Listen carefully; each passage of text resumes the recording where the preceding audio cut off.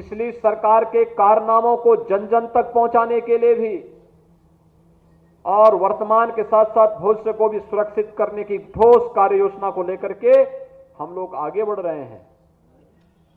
नहीं तो पहले होता क्या था, कल हम लोगों ने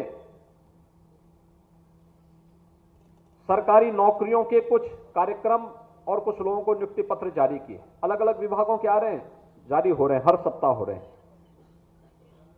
मैंने पूछा विभाग से कि भाई कितने लोगों को अब तक हम सरकारी नौकरी दे दिए,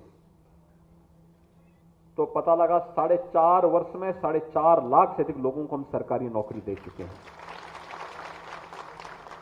मैंने कहा इससे पहले, तो उन्होंने मुझे बताया कि 2004 से 2017 के बीच, यानी पहले 14 वर्ष में इतनी नौकरी नहीं मिल पाई थी, और जो नौकरी सरकारी आती भी थी तो कहीं भाई, कहीं भतीजा, कहीं चाचा, कहीं मामा, ये सब वसूली में लग जाते थे।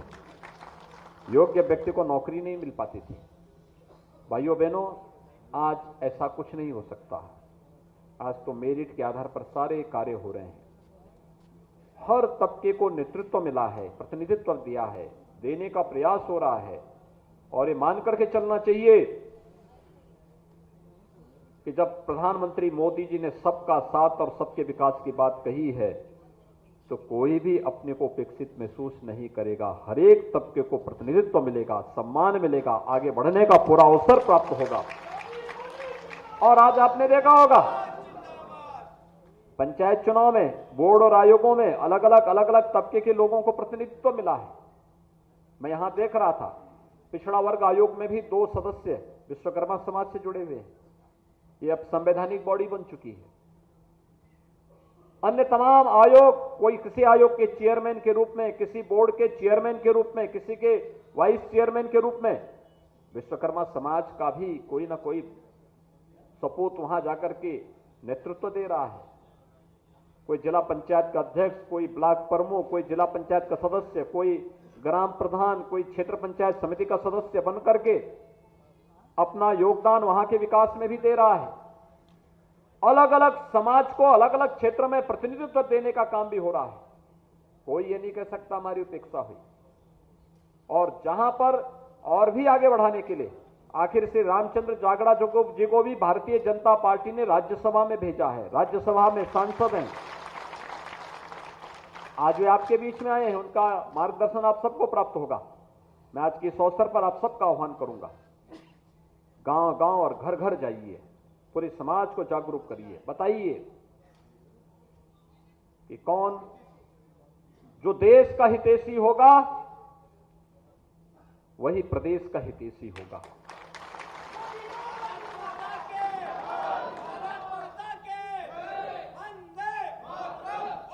जो राम का द्रोही होगा वह आपका कभी हितैषी नहीं हो सकता, कभी नहीं। याद रखना, रामद्रोही आपका हितैषी कभी नहीं हो सकता। और पहचानने की आवश्यकता है, अपने पूर्वजों को स्मरण करने की आवश्यकता है, अपने आराध्य देवों को स्मरण करने की आवश्यकता है। उस कालखंड में रावण जैसा त्रिलोक विजयी पराक्रमी राक्षस का अंत करने के लिए बिना भय के, बिना संकोच के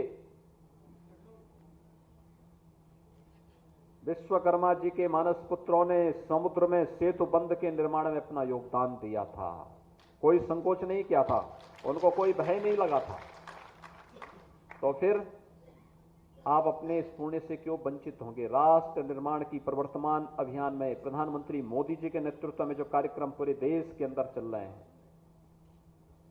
वो पूरे देश के लिए गौरव के क्षण हैं। समाज के हर एक तबके के विकास के लिए जो कार्यक्रम चल रहे हैं, वो हम सबके लिए अभिनंदनीय होने चाहिए। और मैं इसी विश्वास के साथ आपका आह्वान करूंगा, एक एक व्यक्ति तक जाइए अभी से अपनी पूरी ताकत के साथ। एक भी व्यक्ति इधर उधर नहीं जाना चाहिए, क्योंकि आज स्थिति बहुत स्पष्ट हो चुकी है। कुछ लोगों ने कश्मीर में समस्या पैदा की, प्रधानमंत्री मोदी जी के नेतृत्व में कश्मीर में आतंकवाद की जन्नी धारा 370 सदियों के लिए समाप्त हो गई। कुछ लोगों ने अयोध्या में राम जन्मभूमि पर भव्य मंदिर निर्माण के मार्ग में बाधाएं पैदा की, राम भक्तों पर गोलियां चलाई। आज अयोध्या में केंद्र और प्रदेश में भारतीय जनता पार्टी की सरकार है, तो अयोध्या में भगवान राम के भव्य मंदिर के निर्माण का कार्य पूरी तेजी के साथ आगे बढ़ रहा है। हमें इस स्थिति को समझना होगा और इस विश्वास के साथ इस सामाजिक प्रतिनिधि सम्मेलन में मैं एक बार फिर से आप सबका आह्वान करूंगा, लोगों को जागरूक करें, शासन की योजनाओं के साथ जोड़ें, 2022 के लिए अभी से तैयारी प्रारंभ करें। इस विश्वास के साथ आप सबके प्रति मैं हृदय से यहां आगमन पर आपका अभिनंदन करता हूं।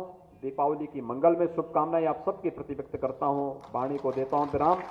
जय जय श्री राम।